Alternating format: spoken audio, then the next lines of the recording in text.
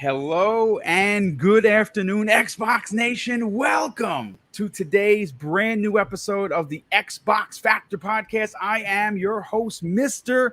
BoomStick XL. And folks, we have an incredible show packed to the gill with some big leaks because of the GeForce leak that had hundreds of games. But we are going to be talking about the Bethesda games, and we have the master leaker and responder himself, Skullsy TV, joining us today to break down what he saw because he did an incredible video. Now, I have that video in the description. If you want to watch it, you should definitely go check it out. Subscribe to his channel. He's one of the insiders that we all turn to when we get these kinds of information, and he broke down everything really good. Skullsy, welcome back to the program, brother. Hey, thank you for having me, Boom. I am excited to be here, and thank you for the kind words, of course. That was a big leak, and there is a surprising amount of stuff to go over, even outside of the whole Bethesda sphere. But yeah, thank you again for having me here. Looking forward to it. Oh, well, thank you so much for being here, guy. I got to tell you, it's a pleasure to have you. This is your second time being on the show, and we certainly want to have you keep coming back. So I'm glad that your first experience was pleasurable. And, of course, we're going to have a great conversation today. And our other guest, who has made the rounds on numerous Double Barrel Gaming podcasts before, Fuzzy Belvedere, my brother, welcome back to the table. Thank you for having me. It's great to be here. Greatly appreciate it. Man, so much news out here between Twitter and just gaming in general. Can't wait to get into it. Yeah, normally, see, now we're getting into the fall, right? Like we're almost at the end of September. So now the kind of gaming gloves come off because now we're going to be getting into it. Lots of big games coming out. A lot to get excited about. Let's get next to Boxenberger. First of all, Archie, as he's known by some, specifically Pong Soul. Pong, if you're out there, what's up, my brother? First of all, you've been doing some incredible work on your channel. Once again, folks, if you're not already subscribed to Boxenberger, you're missing out. His videos are as quality gets, and I say this all the time. And it's comparing him to one of the community's finest in Colt Eastwood is certainly a compliment, and that's how well his videos are produced. Welcome back there. How you doing, Archie? Hey, thanks for the amazing intro. I don't know whether I deserve that. Boom, I need to tell you something. Since we are here on a gaming podcast, yesterday I did something I haven't done in like 2 years now. Play games? I did that, but it has to do with gaming, and I need to tell that story really quickly. Yeah, please, by all means. I had to work like 14 hours yesterday. I came home, kids were already sleeping. I was really exhausted. I was texting a buddy of mine who lives just across the street. He just had twins. He also told me he's very exhausted, no sleep. And then he just came over. He had a couple of beers, and we played Gears of War in split screen. I haven't played split screen in like forever, and I loved it. So that's why I'm a bit tired today, because it was about 1 a.m. when we decided to finally go to bed, and I had to get up at 5 a.m. So, but other than that, I'm doing great. I'm excited for the show. It's a pleasure to meet Skullsy and Fuzzy here. I've never been with them on the show. Great to meet you guys, and I'm looking forward for all the amazing topics here today. Yeah, we have a lot to get into. And of course, last no way least, the linguist, the guy with the biggest brain on the panel. He had his spot at T, folks, so he's even more charged. VJ, my brother, welcome back. Good morning, Boom. Good morning, everyone on the panel, and good morning to the community in the chat. And I don't want to hold things up, Boom. I think you've got some fantastic topics today. A sentiment obviously shared by Box and Bear. So, yeah, let's roll with it. Okay, so listen, folks, as everyone knows, if you are someone that has already been subscribed to Double Barrel Gaming, you know Mr. BoomStick XL. I am not a controversy kind of a gamer, community member. I am all about peace. I am all about tranquility. I'm all about, inclusion, having everyone be involved in the conversation. That's something that's the foundation of the channel. But unfortunately, I have to open up the show with a little bit of controversy that kind of set Boom off a bit. Now, I don't get triggered, folks. Like, I'm going to be 51 next Saturday. Like, I running in these circles of console wars and getting triggered over silly stuff, it's just not my bag. But this touched me, or this sparked something in me that kind of, it bothered me. It bothered me for a lot of reasons. Now, there's a game called Splitgate. Now, obviously, I don't play that game, and it's not because it's a bad game. From what I understand, it is a lot of fun. People are digging it. People are really enjoying it. It's like, again, it's been described as Halo meets Portal, and you're having these PvP fights. Just not my bag. You know, I'm a selfish single player experience kind of a gamer. I talk about that all the time. There are only certain there's a minutia of games I like playing multiplayer. Titanfall, Halo, Division. There's a few others. Destiny, of course, is a big one. Soccer cars. I dig that. So there's a few that I enjoy. But Splitgate, obviously they're on the socials like most companies are, and they tweeted out something that, again, it bothered me because of the bigger picture in the conversation. Halo has had, and 343 specifically, has had an absolutely incredible peaks and valley development with this game for a lot of reasons. Multiple changes at the head of the table, changes in engine, changes in philosophy, changes in direction. And we got some great news a couple weeks ago where we have a set date for December 8th. We know that multiplayer is launching free that day, and we're also getting the single player campaign, which is supposed to change what we know Halo to be. And I'm super stoked. Like, I could not be more excited for the team to finally get this out so they can finally just sit back in their chair and say, okay, it's working. Let everyone go crazy. I'm going to go have a beer, because that's what they probably need after the amount of stress. Like, I would not want to be on that team to have to deliver this game. The Halo is Xbox, right? But two of the negatives out of the announcement came in the fact that there was no split screen co-op. There was no co-op at launch, and more specifically, there was no Forge. Now, like I said, when they announced it, it does not affect me personally, because I don't have anyone in my game, even my brother, until I've run through it at least once, potentially twice. I want to sit with my headphones and I want to enjoy every word out of Master Chief's mouth, right?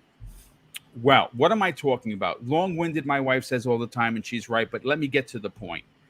Splitgate on Twitter. Now, again, folks, with the social medias, as we know, there's no context if there's no additional tag.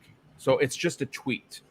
And they tweeted something that I thought not only was disrespectful, but I thought that it reopened the wound of something that has kind of been settled, And I don't get in the middle of this stuff, but it just sparked something in me. It seemed arrogant. It seemed unforthcoming, very tasteless. From what I understand, I'm not a developer. I'm just a silly podcaster with the mic.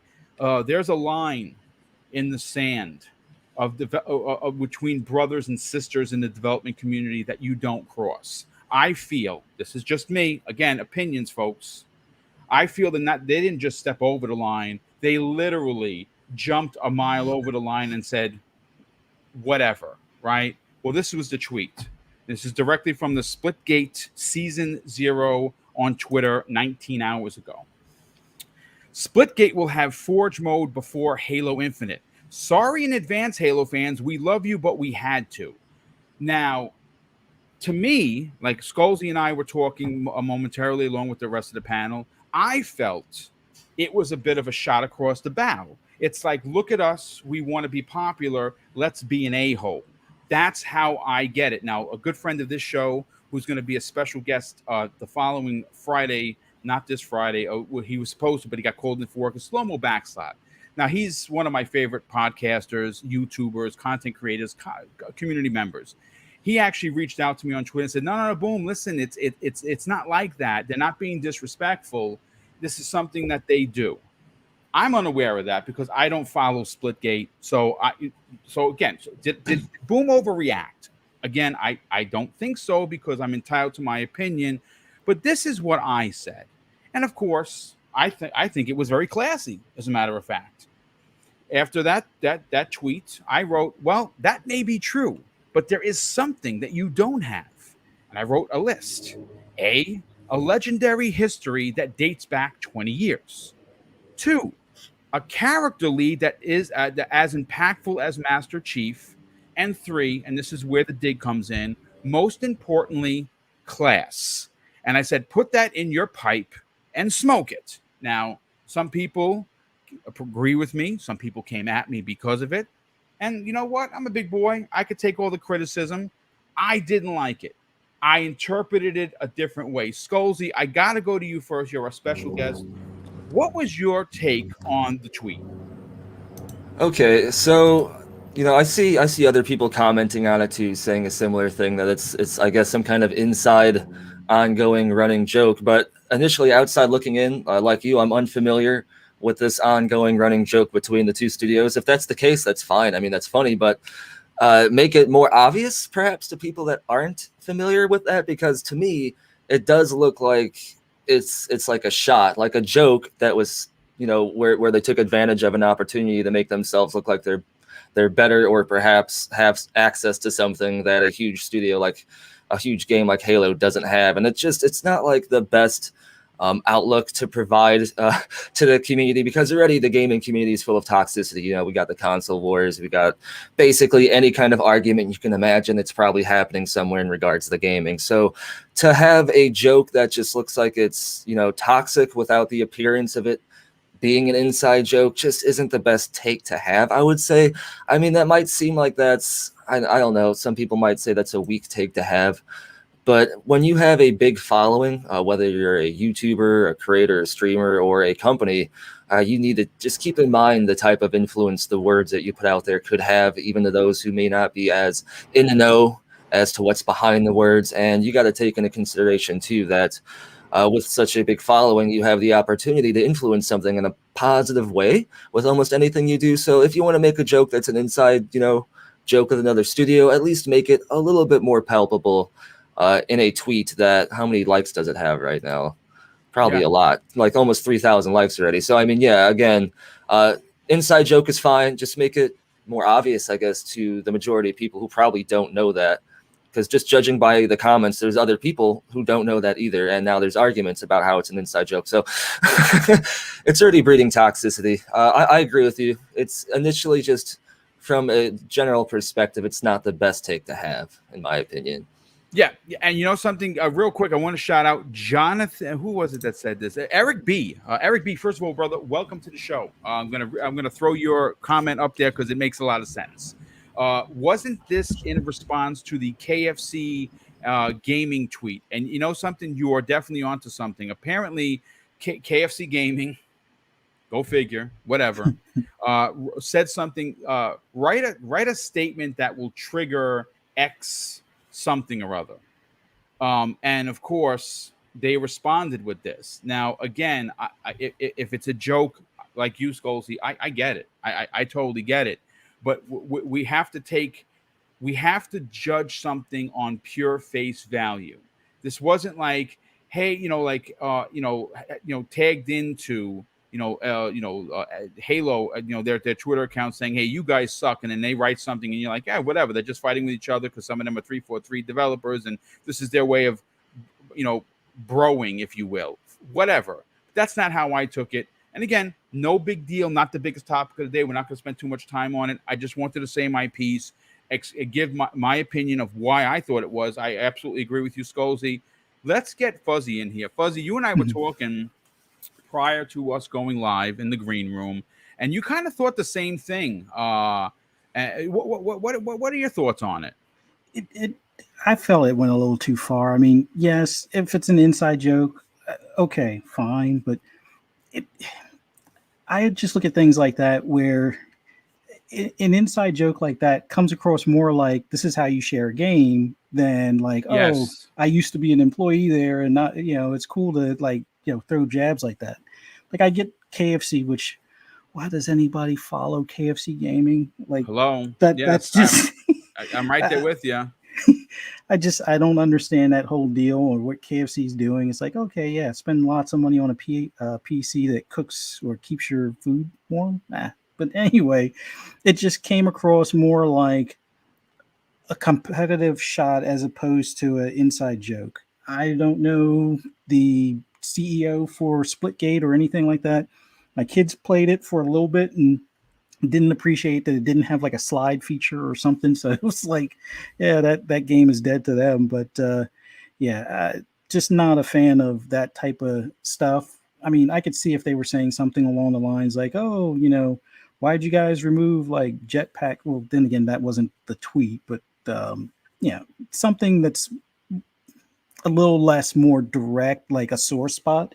Like that was more like, oh, you have a cut, an open wound or something like that. Yeah, let's throw some salt in there type of thing. So it came across wrong. I think you were spot on with saying that that's classless. It come on.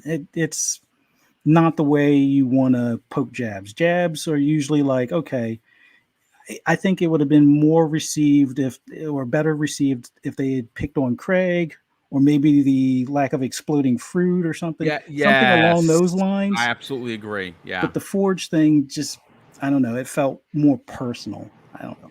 Just my take on it. Only because it was such a big deal, right? Yeah. Like it like there are people, of course, as we live in the cancel culture for everything. They want to cancel everything. They want to cancel air so we can't breathe. It's ridiculous.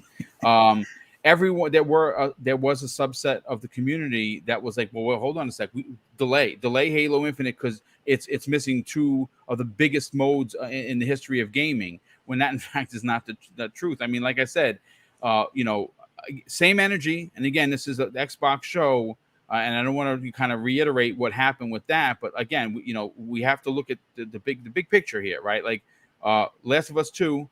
A lot of people love that game of the generation for many people for a lot of reasons. I think the game graphically is great. Story is just awful.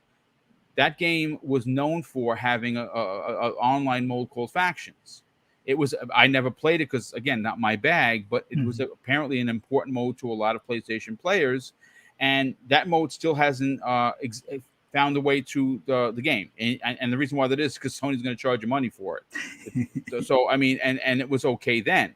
So the game came out and it won all these awards. Same way I say about Halo Infinite. You're getting a single player. You're getting the multiplayer, which is going to be free for the first time in the history of the franchise. And those two modes, even though they don't matter to me, they do matter to somebody. So it sucks that it's not there, but it will come out eventually. So bringing that back up is to me is kind of opening the wounds. The stitch is closed. You're starting to see a little healing. Take the knife and they open it up, and that's how I took it. Again, not the biggest topic of the day. We're gonna get VJ and Boxer Burger's opinion, and then we're gonna move on to some of the funner topics. I just had to give my piece, and if you're bothered by it, well, I mean, listen, it's my opinion, and just like yours, I think everyone's entitled to theirs. Box and Burger, let's get your opinion on this. Not the biggest topic of the evening, once again, but one that I thought was worthy of a 10 or 15-minute conversation. Where do you fall on this so-called, ribbing, if you will? Yeah, I mean, a lot of things have already been said, and I want to keep it short because we have a lot of bigger topics, like you said. But Scalzi hit the nail on the head. The thing about these kind of things really is when you have a big following, you need to be careful in how you phrase stuff and with your wording. Probably they didn't give it much thought and just thought it's a joke or whatever. But of course, if you have I don't follow Splitgate, but how many thousand followers do they have? You got to be a little bit more careful in the way how you phrase stuff, because in the end they don't want to come across like console war fueling. They want to come across as the nice guys, as the indie studio that just developed a great game. And yeah, I mean, in the end, it's probably a learning curve for them. They didn't learn social media managers. They are game developers that only a handful that made a game, and now they are suddenly on the big stage with a lot of followers and stuff. But yeah, poorly worded. I don't take that stuff serious anyway. So yeah. Yeah, I mean, it makes perfect sense. I mean, again, something that's a great point, Archimedes. When you have a certain amount of followers, I think there's supposed to be some sort of responsibility factor to it, where you can't just half cock a statement, throw it out there, and expect that there are not going to be any ramifications for it. And again, no one's going to really give a crap in 3 days. That's the way the internet works, right? You know, people get mad and they're laser focused on something else, and we'll be talking about the next acquisition or whatever leak that comes out. But I just thought it would be worthy of a conversation. Brandon XRLS in the chat says, "Boom, you're my guy and all, but stop making excuses for unfinished games." I mean, dude, I'm not making excuses. I'm just saying that you wanted Halo. I want Halo. If you're gonna tell me you can get your single player and you can get your multiplayer with all its modes, and all that's missing because they need more time for split screen, which is a mode, and Forge, which is a mode, I'm okay with that. The same way I was okay with factions not being there for The Last of Us 2. I don't give a crap because I don't play factions, but someone does. And someone else was disappointed and probably still is because it's still not there. So, I mean, it's not really excuses, Brandon. It's just, you know, we take what they give us. And, you know, obviously, and again, no, appreciate you being here. I think that we're all of us, everyone, not Brandon alone, but all of us, there's a bit of arrogance for we want it when we want it. And we have to remember that COVID is still a problem. It's still killing thousands of people per day. And that's kind of going to put a hinder on maybe a mode or two. I'm going to be honest with you. We have been so spoiled in 2021 with games during a pandemic that is still raging. It's crazy. It's unbelievable how spoiled we are. So again, your opinion, brother. I thank you so much for being there. Definitely appreciate you throwing it up there and voicing yours. And you know, obviously I read it because, you know, I respect you just as much. But VJ, let's move on from this. Where do you fall on the responsibility of a developer to say something? And I thought it was arrogant. I thought it was half-cocked, as the Splitgate, a social media team or guy or gal said, and just, you know, it again, it is what it is. I'm not sort of super familiar with the topic, but from what I'm hearing, it doesn't sound like an intelligent approach in order to achieve whatever was the sort of desired outcome by the author of the tweet. I say this as a message, or any message that you put out there has obviously, this message in particular, obviously has had the sort of hasn't had the, I guess it hasn't had the effect, right, of causing, well, it has, well, I guess it's caused misinterpretation, misunderstanding, ambiguity, and division. And I think it doesn't matter if you're a developer, if you're any sort of company or organization or someone of standing in a community or a given industry, when you're conveying or speaking to any sort of audience where, let's be honest, Boom, and I know we use the word sort of quite a lot in terms of when I'm referring to inclusiveness, and today more than ever, inclusivity is paramount. And as I say, if you're addressing a big audience or a large audience, and given the diversification and the diversity and the division, I would say, in society these days, you need to be far more thoughtful. And I think all I'm doing is just sort of echoing what the panel's already said, right, in my own words. And look, that's just my sort of relatively uninitiated thought on the situation, because I'm sort of not fully well versed in it. But obviously, I just want to sort of put a measure of look. You know, I want to give, you know, the benefit of the doubt, right, to whatever's happened or occurred. But that's just my sort of short take on it. Yeah, well, I mean, again, folks, not the biggest topic. We're going to get into some of the bigger ones right now. The next topic I want to talk about, and this one, I kind of thought this was under the radar, to be honest with you. And I kind of thought, like, wait, didn't they say Unreal Engine 5? And of course, I am referring to a friend of the community. This is a tweet from Clobriel, who obviously, you know, he's a big Xbox insider, even though he doesn't feel that he is. And we know some big details of the upcoming first-person horror shooter, Stalker 2. And what's great, obviously, right from the get-go, is Stalker 2 is launching exclusively on the Xbox Series X and S next year, April 28th, 2022. Of course, it's releasing directly into Xbox Game Pass and on PC. I don't know how big how long the exclusivity. Some people are saying 90 days. Some people are saying 6 months. Some other people have said 1 year. I don't think that information has been clarified from them. I just thought from the last information that I got from the team at Stalker 2, it is launching exclusively on the Xbox, and that is what they're focused on. So take that with a grain of salt. But what's interesting is, and what is pretty awesome, I think, and I'm going to go to Boxenberger first on this because he actually had tweeted about this, is it's going to be running on the Unreal Engine 5, folks. I like when I saw him Archimedes tweet about it, I'm like, did I know that or I didn't know that? Because for some reason I thought I might have, and I'm looking through my notes because I save all the notes from the shows previously, and I'm like, I don't think I mentioned Unreal Engine 5. That's pretty epic. And on top of that, there's going to be a multiplayer mode coming soon after the release, and that is going to be through a free update. Archimedes, how big of a deal is Unreal Engine 5 work coming to the Series X and S in the form of Stalker 2? Man, I was really surprised when I learned about that because we always had the question, okay, when will we see the Unreal Engine 5 out there in the wild? When we will see the first game actually running in that engine? We have seen so many demos, so many inside talks about it. And it's pretty exciting. And they never gave a proper release date for the Unreal Engine 5 as well. Yeah, they always just said it's a public beta now. I have downloaded it on my computer. I played around a little bit in the actual engine. I wanted to see what the new lighting technology Lumen is all about and stuff like that. But we never knew when is it coming out in its final release. Yeah, they only said early next year. And so apparently by April, it will be officially released.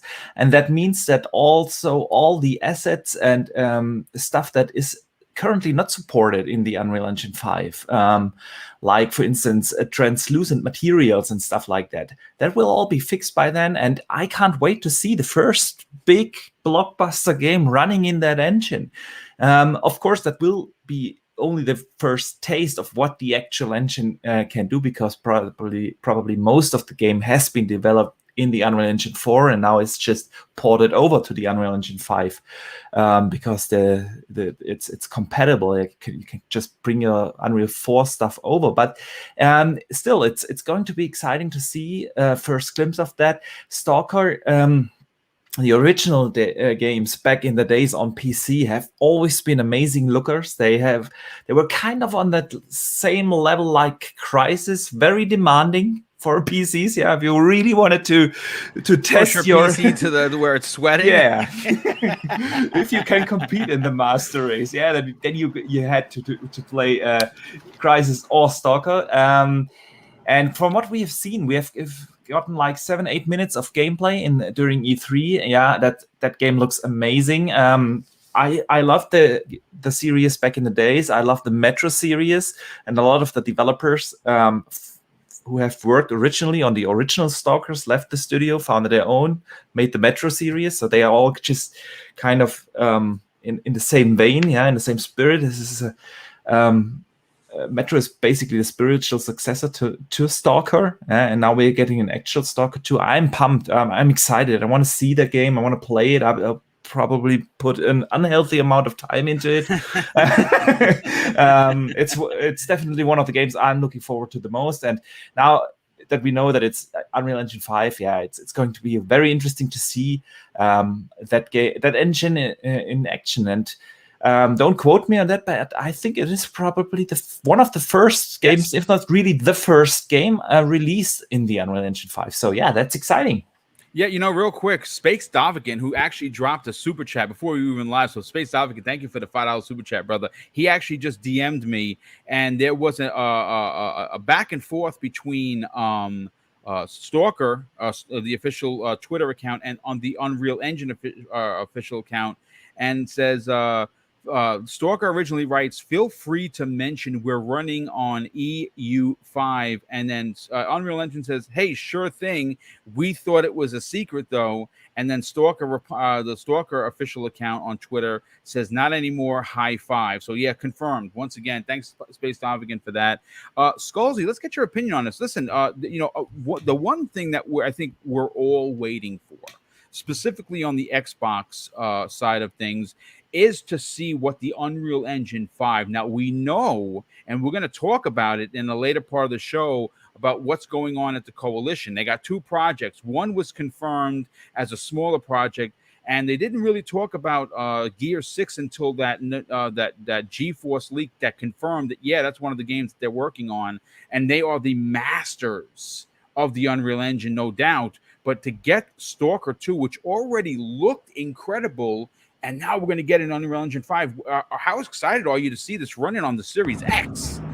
I am actually super hyped for this for so many reasons. First of all, Stalker was one of my favorite franchises. I've played every game, and I think with its spiritual successor, Metro, having such a great reception, and with the newest Metro being a great version of the open world, I think that it just shows us how much of a want and how much of a place there is right now in the gaming industry for a game like Stalker 2. And not only that, but like you said, Unreal 5 is amazing. I think this engine is going to be the next big jump in the gaming industry in terms of gaming technology, because essentially all gaming technology runs on the back of the game engine upgrades, because that is where all the gaming technology exists, essentially. But Unreal 5, I remember back when, I don't remember exactly when it was, so forgive me for not having the exact date, but I remember when they first showed us that trailer of Unreal 5, and it showed all the different footage of the caves and all the different all the different abilities and upgrades that Unreal 5 had. Just that footage alone was amazing and captured my imagination again, almost like my imagination was growing up in the 90s when the Nintendo 64 happened, and like these 3D gaming worlds now seemed a lot more possible. Unreal 5 seems like it's going to be a big thing for gaming, and I just can't wait to actually see it in action, of course. Stalker 2 is going to be a great example of this, and if it looks anything like how I remember the original Stalker games looking back in the day, because they were pretty good, then I'm just... Oh yeah, they were. Yeah, they were. They were amazing. They were so good, and the atmosphere is so unique. The Stalker games are just a great game that should remain a thing in the gaming industry, and Absolutely. I'm super excited that it's going to be part of the showcase of Unreal 5, which is no doubt going to be a example of the future of gaming to come. Because as you said, there's still going to be a lot more upgrades for Unreal 5. So this is just the beginning. Yeah, Boom, absolutely. we need to keep him on the show. Finally, we have someone who shares my love for Stalker. It's a great game. He's going to be coming back here more often than not, for sure. Real quick, I got to stop the show. Again, super chats are great. Channel memberships are great. Those are used. And as I'm going to get into in the middle of the show, we got 2 big monster giveaways coming up. One is next Friday on the Boom's birthday bash, where I'm turning 51 on Saturday, but you guys and gals are going to receive the gifts. Mrs. BoomStick and I are giving away $350 worth of prizes. All you got to do is show up. That's it. Come hang out with us. And if you are a channel member, you get an extra entry. If you drop a super chat, you get an extra entry. And one of the big prizes, and I'll announce it now, I had bought myself the flight stick for the Xbox Series X, and I'm never going to use it. So it's sitting there behind me, and I said, this would be pretty epic. So one of the big prizes is going to be the flight stick along with a copy of Microsoft Flight Simulator for the Xbox Series X. That's over $100 prize, probably close to $130 prize. One person is going to win that, Mrs. Boom, and we're going to pick during live on the show. We're going to pay for shipping and handling, and you just got it. Once we pick the winner, you give us your first and last name, your address, and we're going to mail it right out to you, and give you that. That's one of the big prizes, and the rest are probably going to be just gift cards. But we have not figured out what the denominations are going to be. But it's going to be over $350 worth of prizes, and all you got to do is come and hang out and celebrate the day.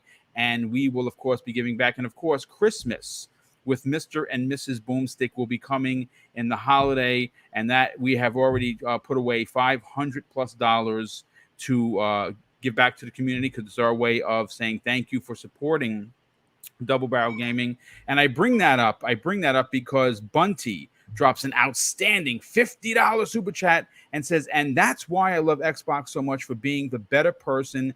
It's been plenty of time Xbox can fire back. What if Microsoft comes out and says this is how you add storage and pull the memory card out of the back, and what would happen to Sony. Yeah, I think they are doing it the right way, the gentleman way, if you will. And then, of course, we have another super chat from good friend of the show, developer and entrepreneur himself, Kirby Zero Louise, drops an outstanding $10 super chat and says the biggest deal, in my opinion, is that not only will Stalker 2 be one of the first EU5 games, but GSC Game World has confirmed mod support at launch on PC, so it'll also be available, the first UE5 game with mod support. Yeah, that's huge. That's huge. Take that away for a second. Yeah. Someone's ringing. I'll be right back in a sec. Yeah, I mean, the mod support is something unique for, of course, for PC. We have seen it a little bit on consoles these days, but it's something unique. And usually, I can't recall that we have gotten proper mod support at launch with a new engine. Usually, mod support is added way later when the engine is way more established. And so, yeah, that's a good call by Kirby. It's really something awesome we can look forward to. Yeah, 100%. And that's a great point. Mod support usually comes way after, sometimes a year after. So the fact that they've been working on this, and we're going to get that. I mean, again, not for consoles, but for PC. That's fine, because the PC community really digs that. But listen, let's get on to the next topic, and next topic. I have to get the other guests. Let's get Fuzzy on this. Fuzzy, Stalker 2 is a game that when we first saw it running during E3, people were like really taken aback because it looked like a next gen title. Oh yeah. The tweet that they put out about the Unreal Engine 5 showed, I don't know, maybe 10, 14, 15 seconds of this lightning storm in the background, and the reflections were coming off. What is your excitement for this game? Even before we learned officially that it was going to be on Unreal Engine 5, the trailers, and even when they had it in like I think it was either the E3 show or the Xbox like upcoming game show that they had like almost a year ago now, the graphics in that were amazing to begin with. And I think about the only hint that I can recall, although I didn't put two and two together, that it was UE5, is when they did the deeper dive on the character model, on how they showed like the NPCs. Yeah, they'll have like different teeth and the different clothing and stuff like that. And I'm like, that kind of looks like that what is it, the human thing or whatever the Unreal Engine thing that they have for the altered humans or something like that. But other than that, man, I'm still excited for this game. UE5 just makes it even that much more. Having the mod support for PC, I guess I might have to double dip, or hopefully, fingers crossed, if I buy it on my console, it's a Play Anywhere type title, and I can get the same copy through the Microsoft Store on my PC. But either way you look at it, I'm definitely picking this game up, and having that game or a game that's going to be on UE5 come out so soon is awesome. I think possibly the only other UE5 game, although I got to double check, would be Kena, which is coming out in a week or two. But yes, for the PlayStation 5, that's a timed exclusive. That game looks amazing. Yeah, is that an Unreal 5 game? Really? I think I could be wrong. The only reason why I've always said I think it's an Unreal Engine 5 game is because the Kena character kind of reminds me of like a more detailed and Pixar movie level version of the character that they use for the demo. So that's the only correlation I have. But I just wonder, with Coalition, which we'll get into later, those guys are the wizards of Unreal Engine to begin with. Oh, it's in Unreal Engine 4. I just Googled it. Okay. Yeah. I literally was just, man, you're fast at typing. I was literally just doing that. That's crazy. Okay. So Stalker 2 is going to be probably the first UE5 engine. Someone in chat brought it up. Fortnite is probably going to be the first UE5 game. That could be, but we don't count that. Okay. Yeah, we don't count that. That's not even on my radar. So, but yeah, I can't wait until this game comes out, and man, it looked amazing beforehand, and just knowing it's UE5, it's definitely going to be something that will push next gen or next gen level graphics on our console. So I can't wait. Yeah, real quick, I just want to answer. Thanks, Gary Duddle, a good friend, generous friend of the show. I believe it was Outbreak Podcast. What game that you see in the back of this is Forza Horizon 3, folks. Yeah, it still looks that freaking good. One of my favorite of the series, but I think Forza Horizon 5 is going to do it for me. Mexico just looks like a lot of fun, and who knew the varied amount of range. There's snow, there's jungles, there's desert. I mean, I cannot wait to drive around. That's coming out obviously in November. And VJ, let's get your final opinion on Stalker 2. Again, smaller topic of the day. We're going to get into some of the big bombs, and of course, that's why Sculzy. And it's funny because before I had asked Sculzy to come on, and I reached out to him and say, "Hey, listen, how's the family? You want to jump on?" He's like, "Yeah, sure." And then hours later, I saw his video, and then I saw this leak, and I say, "This is like the gaming gods just shining down on Mr. BoomStick." And it could not have been any perfect. But VJ, where do you fall? Because you're an old school cat like me and the rest of the panel. Do you have an affection for the Stalker series, and are you excited to see what CSC does with this first Unreal Engine 5 title? I don't know too much about the Stalker franchise or the developer or even the Ukraine, but when I got your topic, I had a quick look at a couple of the trailers that were out. I think the last one was out 3 months ago. Yes. And I like the identity, atmosphere, portrayal, and premise of the game. It's definitely up my street. I'm not sure if Zemi will play it, but that's probably a different topic. No, Zemi is definitely not. Zemi, if you're listening, brother, he's just laughing. He's literally yelling at the screen. You know I'm not playing that game. So. Yeah, right. But the visuals look great, and you know, I was surprised. I was saying, "Oh, you know, how come the voice acting is not in English?" And then I listened a little more closely. I turned the volume up, and I think the voice acting seems really cool. And I'll probably will, like I do with most games, is play it in the dubbed mode, and and I think I'm echoing just whatever the panel's already said, that it's going to be wonderful to experience something finally running in the UE5 engine.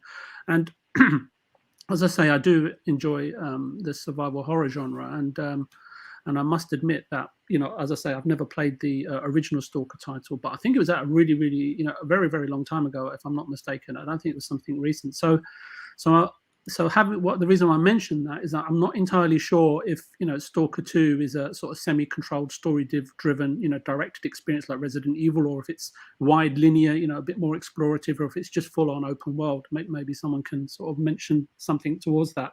But it's but I guess all of that is by the by, right? As long as the games delivers a fantastic experience, which, you know, listening to the panel and some of the comments that I read on the YouTube is that everyone's quite looking forward to it.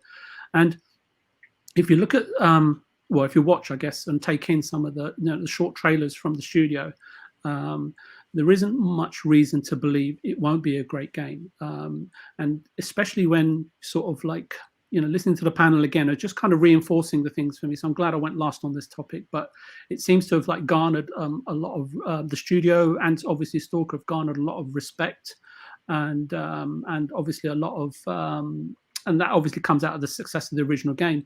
And there just seems to be a lot of the respect sort of allotted towards the original Stalker title, and people are looking forward to this game. As I say, even though it might have been out some time ago, I'm not sure exactly when. But I also feel that Stalker 2, if it indeed manages to arrive in April 2022, I think it's a really perfect and opportune window, given, like, you know, all the releases that are coming out around about that time. It really kind of stands alone in terms of or let's put it this way, I can't remember every single game that's out, but it seems like there's going to be very little competition in this specific genre and space. So I think that the developer will do very well with this game. And then looking at it from like the Game Pass perspective, I must say I was a little surprised, and of course very, very happy to learn that Stalker 2 will be sort of arriving in Game Pass at launch, big. which which is obviously great for everyone, invested and interested, right, in this game, right? So, and then I kind of look at it from Xbox's point of view, and you can very much see that they're trying to maintain their commitment of ensuring there is a significant title released in Game Pass every quarter. A pledge or a promise, or however you want to call it, that was clearly articulated by Phil a very long time ago, if memory serves me correctly, and happy to be corrected. And which, if you think about it, Boom, it's not when he made the commitment, right? It was an easygoing time, a free-flowing time, right? But now it's an either tougher undertaking or promise to deliver on or even execute, given the large sort of sprawling nature of big budget game development and the sorts of unprecedented delays, which I won't go into because they're all fairly well documented, or very well documented, I should say, and we've all witnessed them. So, as always, I think it's a win-win-win for everyone, and as always, I'd like to see the studio do well. As I say, I don't know much about the studio, the Stalker original game, or the Ukraine. So like with Wukong, for a lot of people that was so intrigued by it. I'm kind of in the same boat now, where I'm intrigued to learn about the centuries and decades of history, lore, and culture of Ukraine, and how that's influenced the creative minds and intellects of today, and how that translates into bringing a unique perspective and experience in a video game, and that being Stalker 2. That's everything from me. Yeah, no, 100%. And great stuff as always. Real quick, the RNF drops a very generous $2 super chat and says, "What's good, everyone? Stalker 2 looks amazing." Yes, indeed it does. We also have Raiden Blade, generous friend of the show. He says, "Skullsy, great to see you here." You have a fan there, brother. Thank you. We also have Raiden Blade drops an additional £2 super chat and says, "Here comes the boom. Happy future B-Day." Well, thank you, brother. Definitely appreciate the generosity and, of course, the well wishes. And Raiden Blade drops an additional £2 super chat. And I want to point this out. Xbox is dropping games. Now, there is a running theme in the chat that apparently there's some big Xbox news that's dropping soon, and potentially some people are suggesting that it is an acquisition. Some people are saying, finish him in regards maybe it's a WB acquisition, which we've talked about for quite some time. I haven't heard anything. Skullsy, he happens to be here, but we're going to get to that in a second. Skullsy, I have to immediately get to you on your video, which I thought was fantastic. There was a leak that happened regarding GeForce, and there was over 100 titles listed, not just specifically Xbox. There was a monster amount of titles, and we have to talk about Bethesda for a hot second, because we know Starfield, right? We know eventually that's coming out next year. That's going to be a big exclusive for Xbox. But there's a bunch of other titles that were mentioned in code words, in code names, that you kind of broke down, and I kind of want to get your opinion on that. First of all, how massive of a leak is this? This is probably, from what I can remember, the biggest leak of the year, just in terms of its quantity. Yes. There is a lot of stuff in this. Now, granted, this is a big, if anyone saw the GitHub upload or whatever, I think it's like over, I'm looking at it now, it's over 5,000. Wow. Something like, yeah, I wish it was over 9,000 so I could be like, what, 9,000? But I can't drop that reference. But yeah, it's pretty massive. It's 5,749. Now, the important thing is it's not all obviously new stuff. There's things on here like Google Chrome. There's things on here that need firmware to be included in this GeForce database. However, there is a lot of new stuff in this, and particularly some interesting things regarding Bethesda, like you brought up.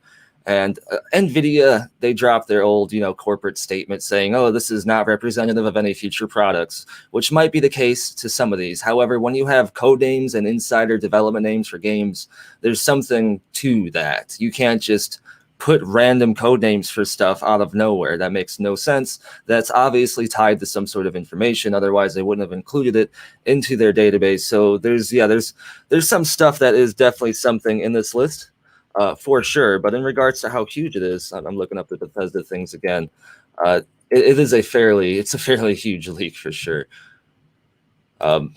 Now, if you wanted me to get into the Bethesda portion, Yeah, well, this is what we have. And again, I literally did some writing when I was listening to your video, which I watched twice, by the way. good, thank you. This is what you had specifically talked about.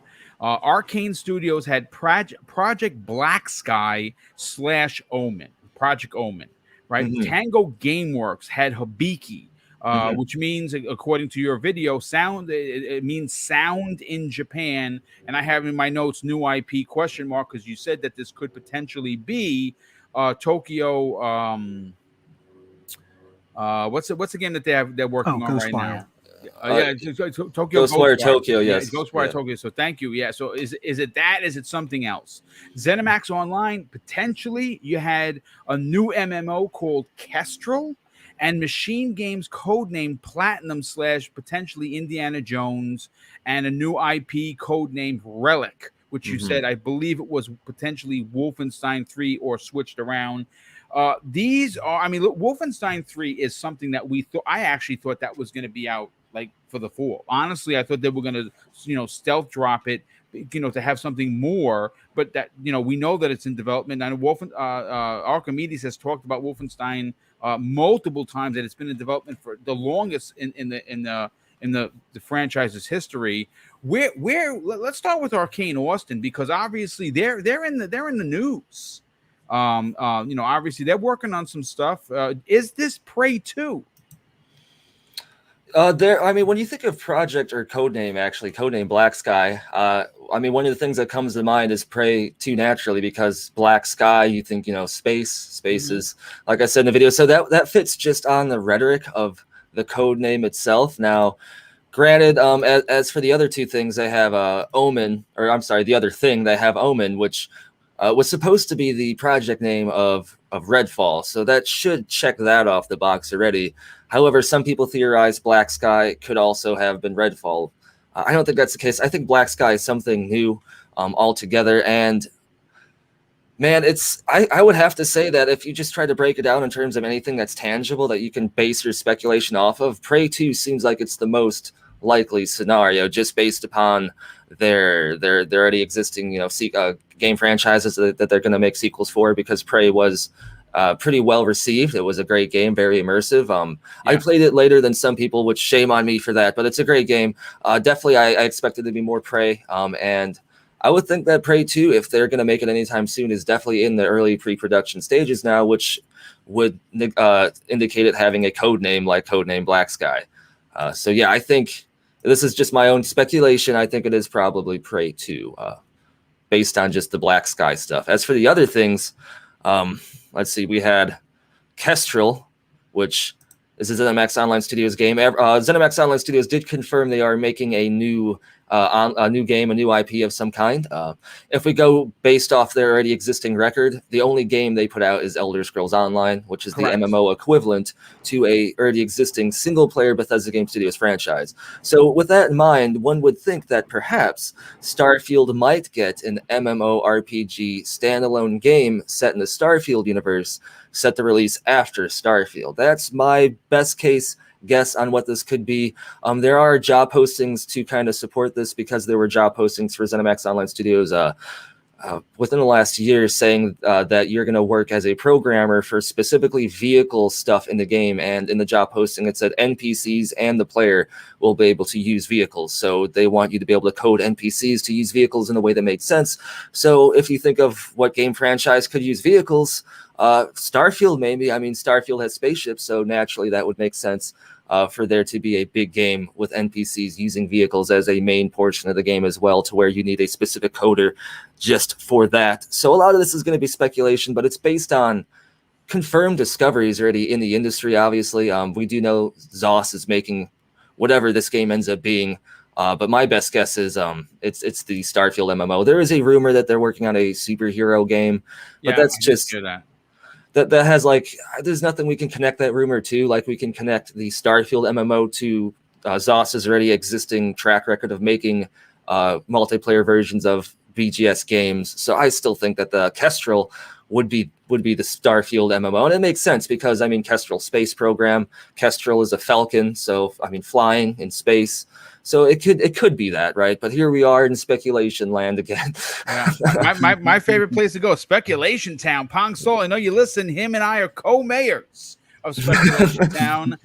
Great place to be. You can be wrong and not lose the election. So that's why. But yeah, I mean, a really, really good. So I heard you mention the superhero thing, and obviously that I'm not gonna dig up that skeleton. That's still a sore spot for me. I listen, Cognito, voice of Lords of Gaming, obviously the Iron Lords podcast. We're gonna die on that hill.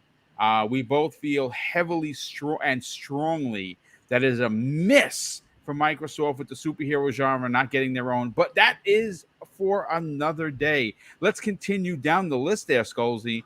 Okay. What else you got with this? Well, we could hit Hibiki real quick because that's a strange one, right? It's obviously got to be a project name. Maybe it could be the name of a new game franchise because sometimes the project names do end up being that way. But the only other things we know of from Tango, obviously, it could be the code name for Ghostwire Tokyo. I don't know anything about the game's lore. Maybe sound does have something to do with the game's lore. Maybe there's monsters that respond to sound, so they gave it like a code name of sound. Because using the power of Google Translate, that's what it comes out to. It could mean something more in depth with a real translation, but according to Google Translate, it means sound. Shinji Mikami, who is a creative director, I believe, over at Tango, also said he would like to make his own IP, his own game. Sure did. Yep. So that could be a potential. This could be the very early signs of that being in the pre-production stages if that follows Ghostwire. But then also we have Evil Within also, right? So it could be an Evil Within sequel, which is what a lot of people hope it is. But then again, it would have to have the codename Sound. So whatever it is, Sound is important to it. I doubt it's anything other than a codename for a game. I doubt they have a new game engine that's called Sound. That doesn't seem to fit. So yeah, I think this is a harder one to nail down. It could be codename for Ghostwire. It could be a new IP that Shinji Mikami wants to make. Could be Evil Within. Who knows? But something's happening. Something else. According to this list. It's funny, that's one of the studios that gets really overlapped by the purchase is Tango Gameworks. And listen, we as Xbox gamers who have been clamoring for Japanese type titles, he is certainly absolutely incredible to have in the scope of first party studios that Microsoft has under their belt. And you might be onto something. He has said for a while, and this conversation with him might have gone back even 2 years when he was first talking Ghostwire, that he wanted to make his own new original IP, that he had ideas. And again, this is 2 years ago. Who knows if that's going to be coming to fruition or not? But the last thing I want to talk about was the Machine Games codename Platinum, which of course we know that they're working on Indiana Jones. We don't know if that is going to be a multi-plat or exclusive. I have a strong suspicion that after what happened with Knights of the Old Republic and both the new Spider-Man, which is always going to be exclusive, and now Wolverine, Microsoft is going to make it their personal business to lock this title up as an and we got a chance. It was posted. Someone posted some artwork from one of the designers over, and it looks like it's going to be a grand scale game. But do you think that the codename Platinum is that, and is it more suited for Relic, and where does Wolfenstein 3 fall into the conversation, Skolzy?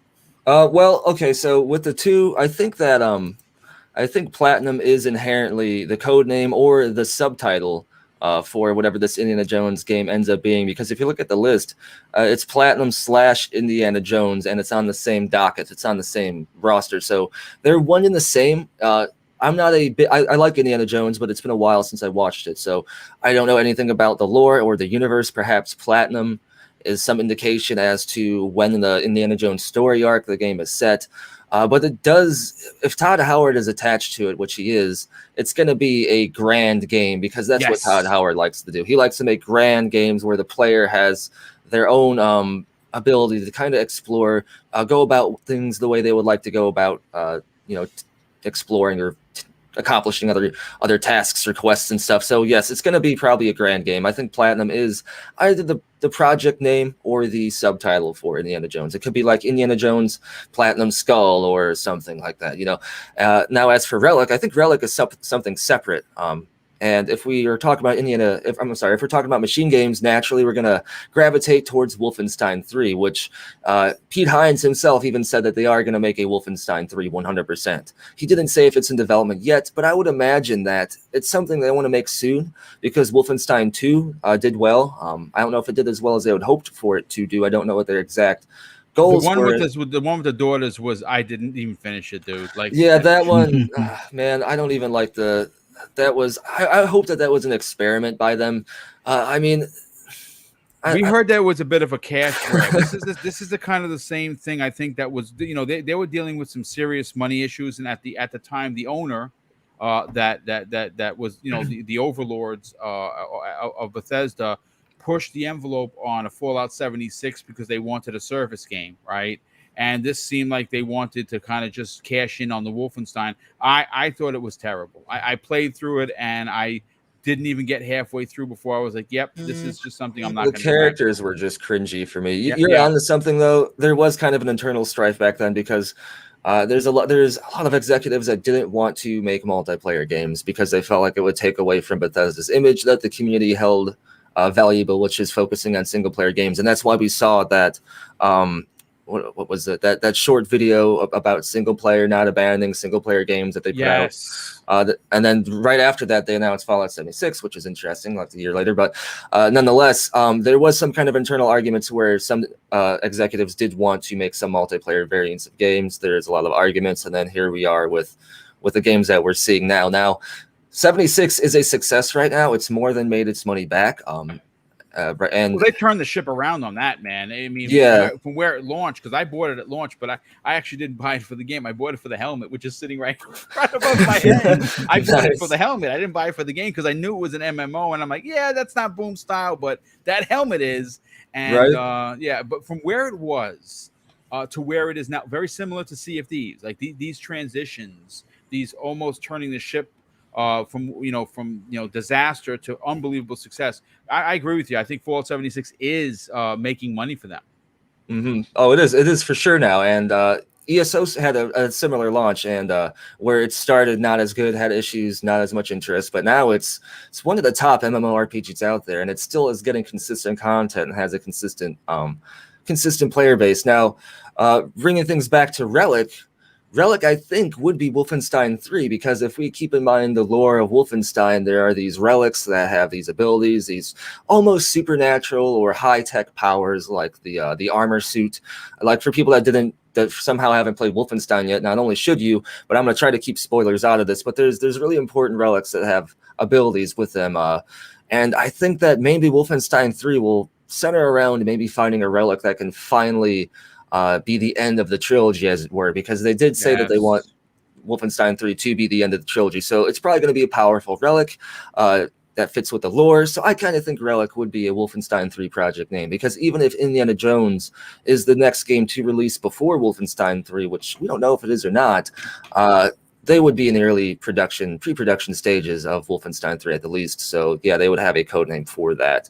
So yeah, I believe Platinum is Indiana Jones. Platinum probably gives us some kind of hint as to what the Indiana Jones game is going to entail in terms of the story or setting. And then Relic is probably Wolfenstein 3, in my opinion. Yeah, good stuff. Now, what I want to do is, being that we had you break everything down, like I said, if you want to hear more in-depth, please, when the show is done, go into the show notes. His video is there for you to take a look and subscribe to his channel. Video was fantastic, so much so that I watched it twice. Once as a fan and once as I got to take notes, because this shit is real and we're going to talk about it, and he's going to be on the show, so I had to be on point. Let's get to Fuzzy real quick. But before I do, Fuzzy, Bay Area, generous friend of the show, he says, "What's up, Booming Panel? There are over 400 people here. I didn't even realize that, folks. Listen, I'm so into watching. So I got 3 screens open. So sometimes it just goes over my head. I want to welcome people here. I got to make sure I don't miss a super chat. 400 people here, 430 people according to my numbers.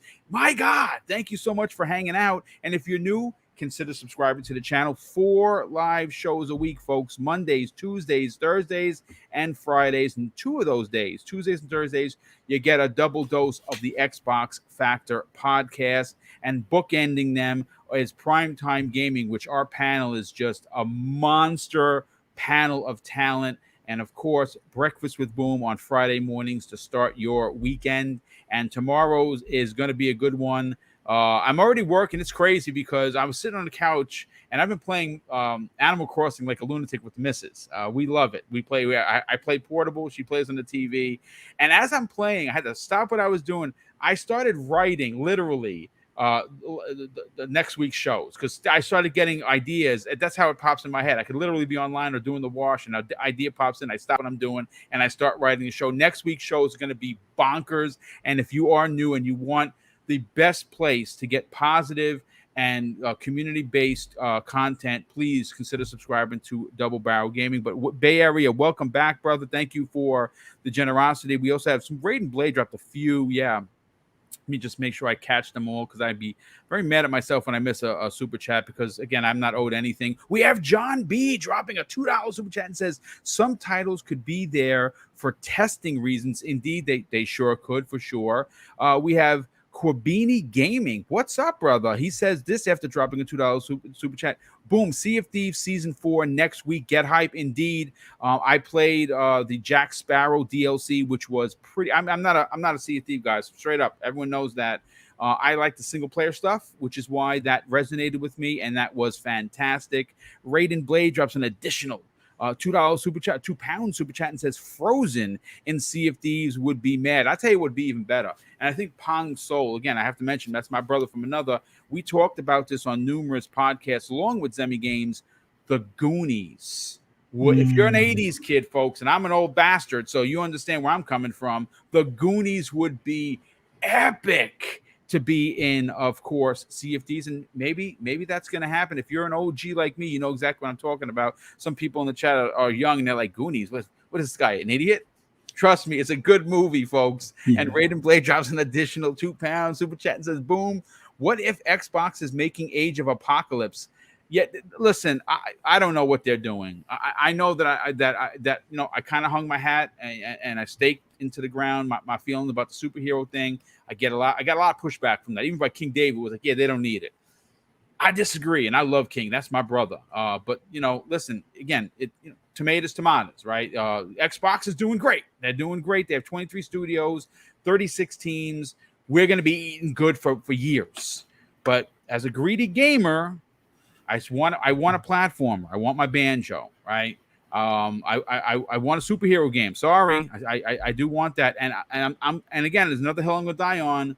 I'm not gonna stop talking about Killer Instinct 2. I don't want to hear excuses about it, Microsoft. Find somebody, buy somebody, get Killer Instinct 2 done. It's a game that launched in 2013 that deserves a sequel. And you're trailing behind in the fighting genre. Sony is taking your lunch. They're beating you down cowboy style.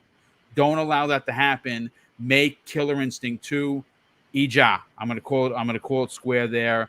But make sure that is all the super chats. Okay, so Archimedes. Oh no, I'm sorry. I'll come to you in a second. Fuzzy.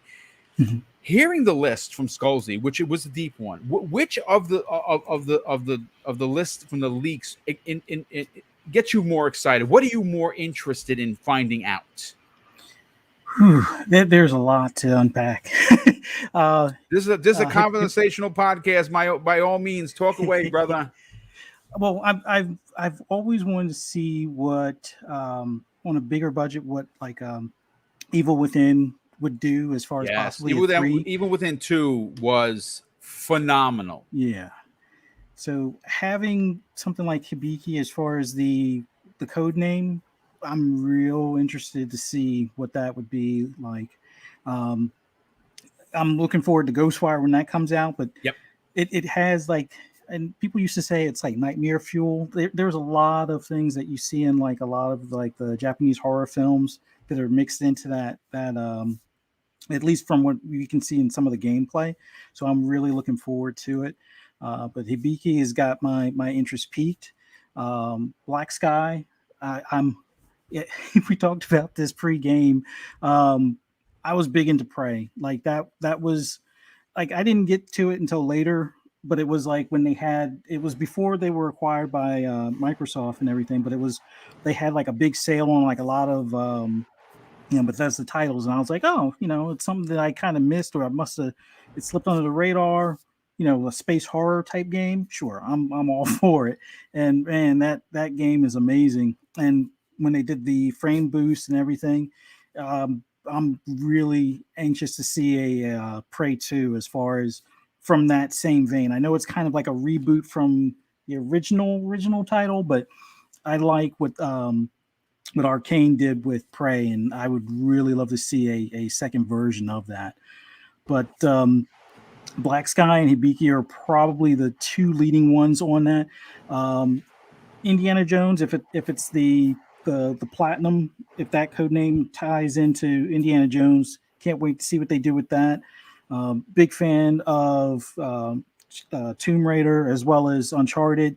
I want to see what the games are based on that movie. Wait, I think no, maybe Tomb Raider. No, I think Indiana Jones came out before Tomb Raider. So I want to see what the original story made into a video game winds up looking like. And I can only imagine with it being, the budget size that they're on probably put behind that, it's going to be a sight to see.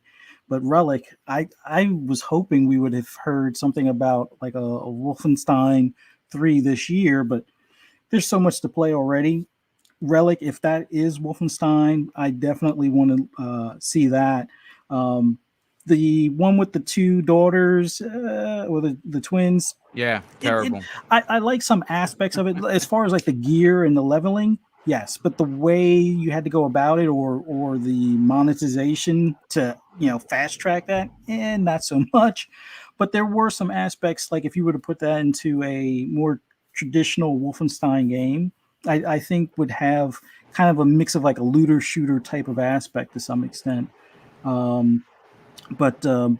I Wolfenstein 3, if that's Relic, I can't wait to see that. And I think there were some other ones on that list that weren't Bethesda centric, but there were a ton of them. There was over 100 games. It was unbelievable. It was listed. Yeah, I again, it's one of those topics that we could be here for 6 hours. I kind of wanted to make it about Bethesda because they're a new acquisition. Mm-hmm. They do have a lot of talent working on a lot of IPs, and most of those IPs, I believe in even the MMO. If it turns out to be a Starfield based MMO, I think that's going to be great, but I think it's also going to be exclusive.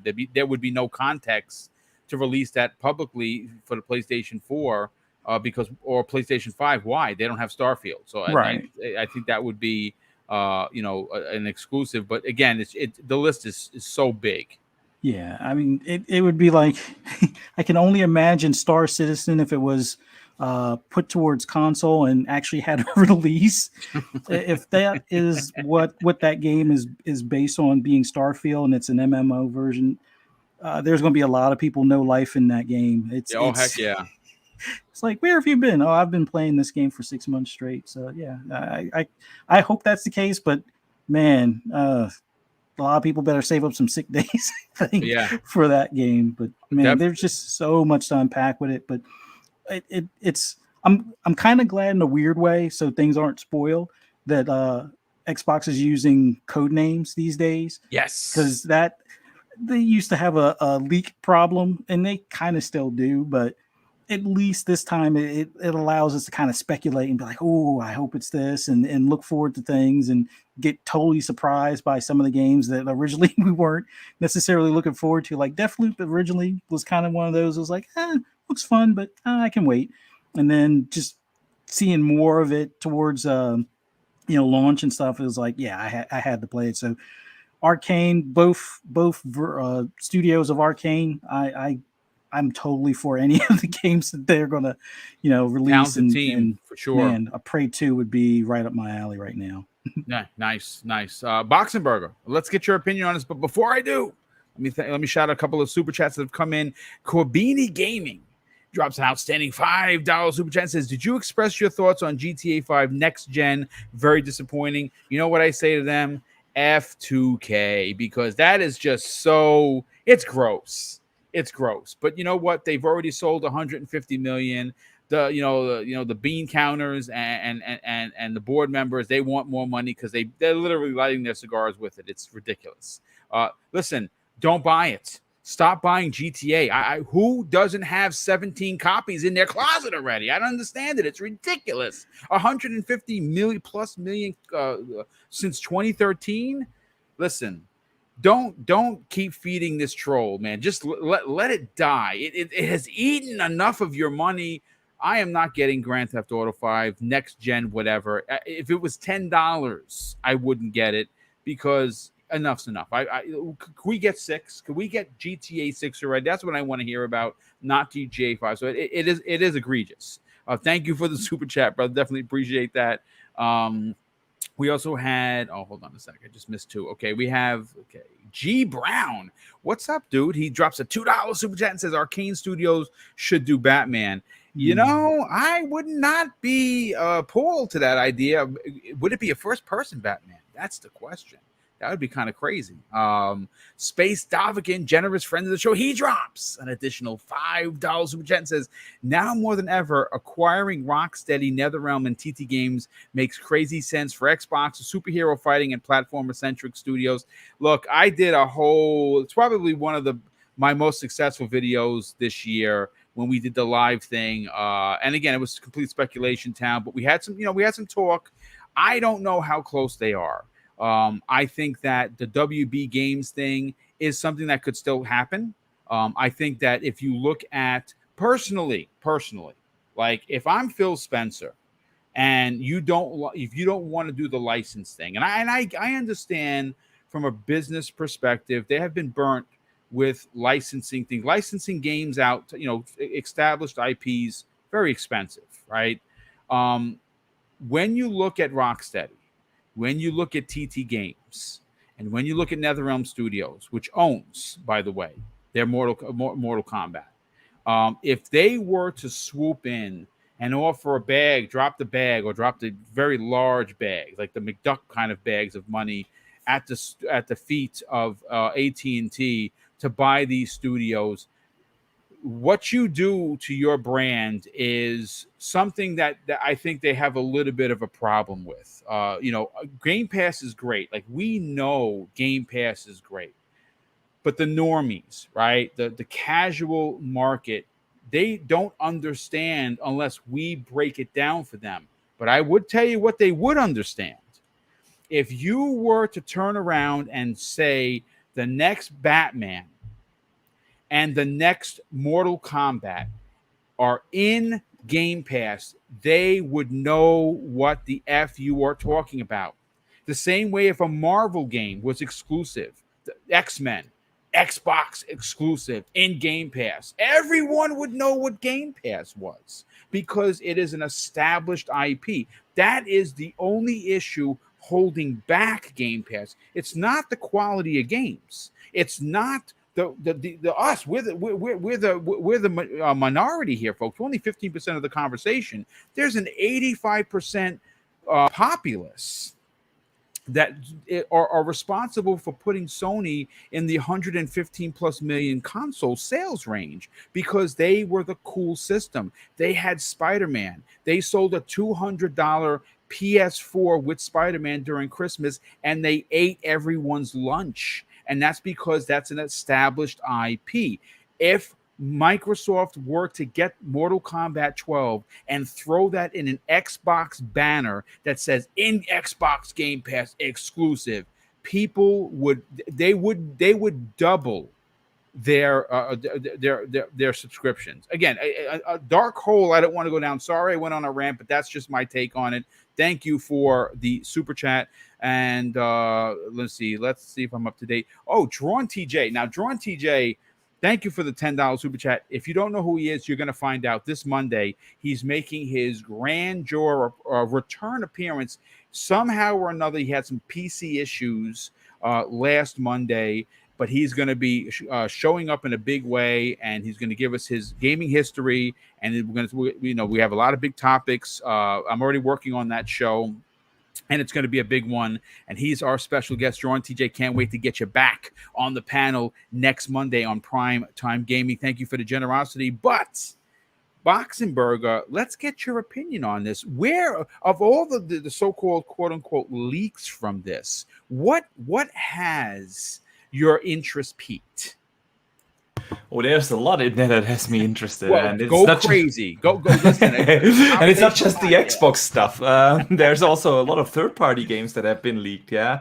I don't want to digress too much, but of course there is in there the Batman Arkham Knight RTX remaster apparently. Yeah. Dragon Age 4.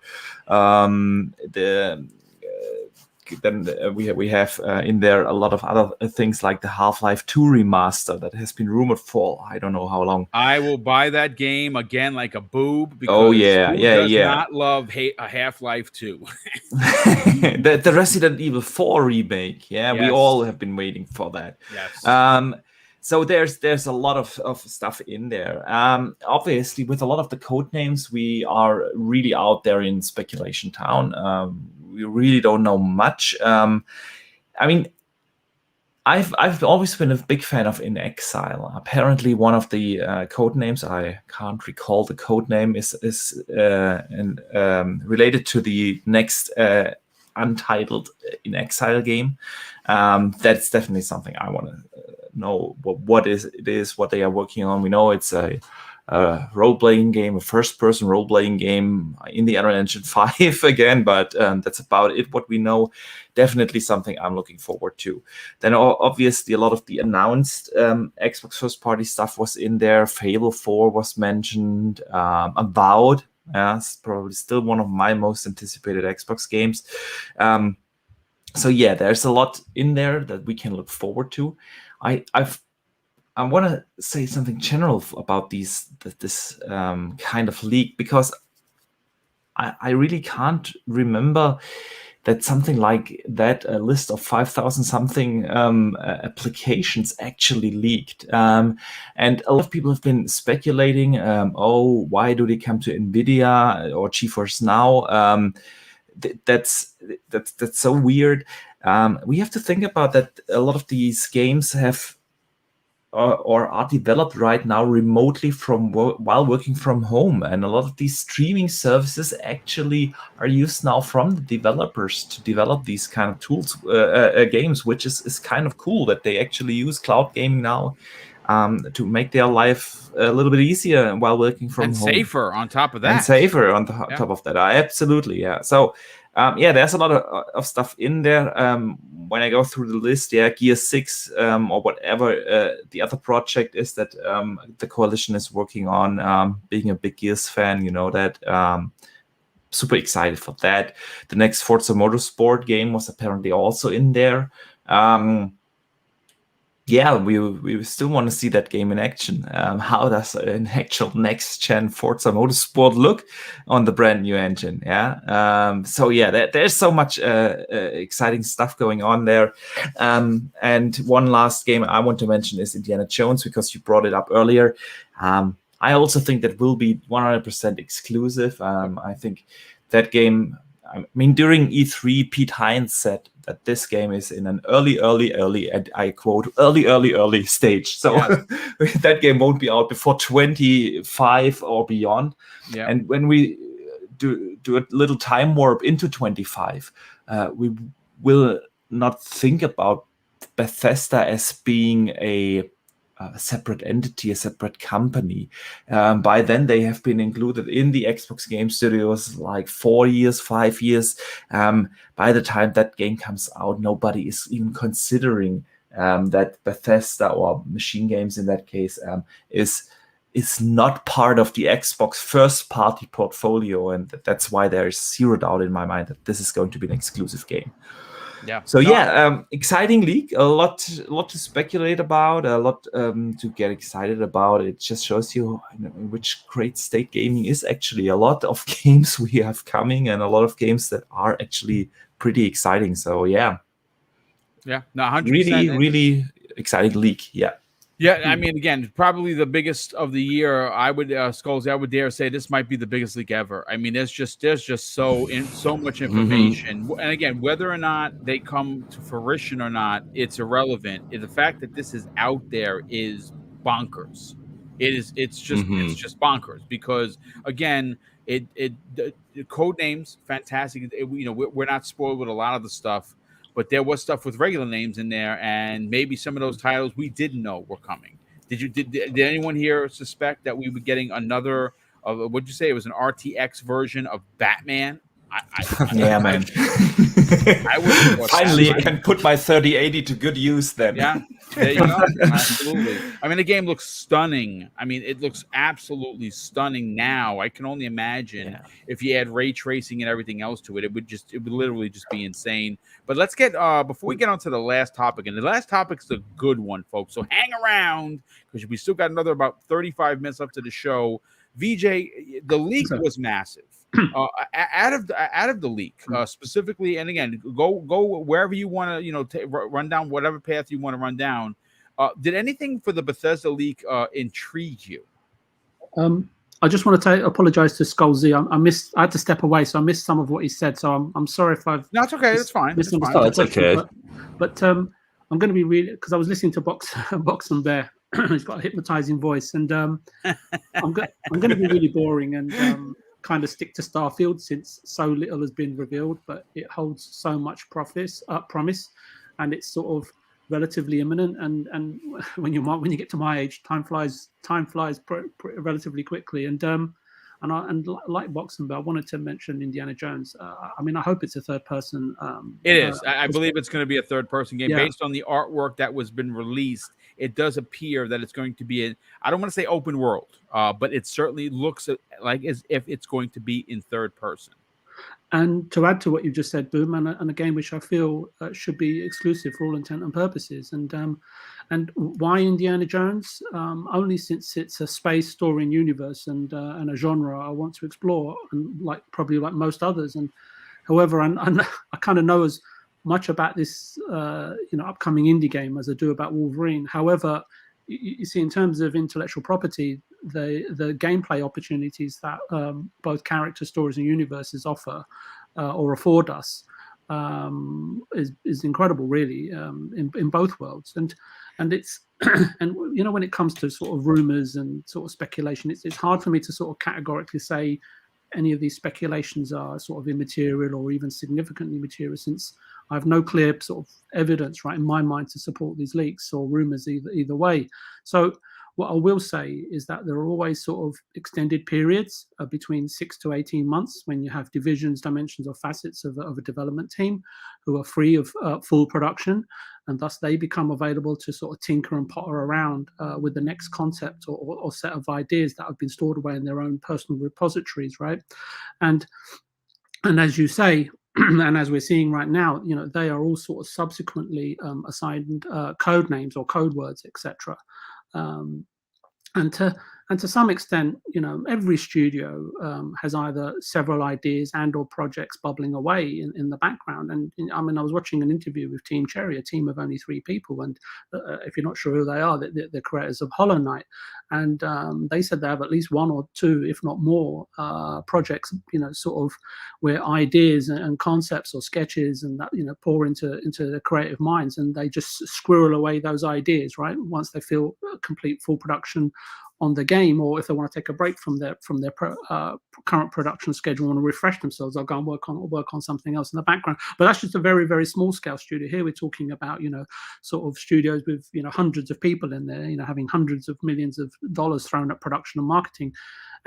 And the other thing is, from my experience, is that anytime during sort of pre-production, many ideas, code names, game documents that people are putting together, concept art, rudimentary animations, all sorts of pre-production work, gameplay tests even, are all at risk of being dismissed and discarded. Even aspiring teams that have managed to sort of put together or raise funding for for 90 or 100 people to work on pre-production are sometimes shut down or moved on, and more often than anyone in the industry cares to admit, and they do prefer to sweep such occurrences under the rug. And I mention all this not because I want to be a Debbie Downer on this particular topic. I've been given the privilege in my lifetime, enough privilege to work in and around studios, and besides us sort of discussing rumors, for light-hearted fun at no one's expense, I might add. I just want to be realistic and not trivialize what developers, if in any industry, I should say, go through. Right? It's not just all. So it's not all champagne and skittles for these guys. So yeah, I just want to take it all with a pinch of salt. But being back on topic and looking at it from a really positive point of view, what it shows me strategically, and I'm just speaking specifically about Xbox here, is that what I will say is that, and what I'm seeing is that if indeed there is an initiative or even an ongoing investment plan from Xbox that is leading to sort of an expansion in these specific studios or the larger studios, in fact, maybe all of the studios, in order for each individual studio or group, depending on what they specialize in or what genre, etc., and so on and so forth, and for them to have a dedicated around the clock pure conception or conceptualization or creation team, where all the testing and theorizing that encompasses, then that's a conversation definitely worth having. But I guess, as irony would have it, I guess we've already inadvertently had it just now. So yeah. Anyway, that's my take on it. It's good take. Like I said, I mean, again, the point really was to discuss how the leak, what intrigued you. For me personally, there was a lot on here. I was very, very interested in the Bethesda stuff, because obviously that is first party, and whatever they're working on, as we've seen with Deathloop. If you haven't been playing it, I'm 3 hours into it. I'm absolutely loving it. It is going to be a real winner, for Microsoft when it releases next year. I said this on the other Xbox Factor podcast. Deathloop is a win-win, both for Sony, because they didn't have anything for the fall. So they have an exclusive that's got 10 out of 10s. And it's a win for Microsoft because we're going to be getting it in Game Pass.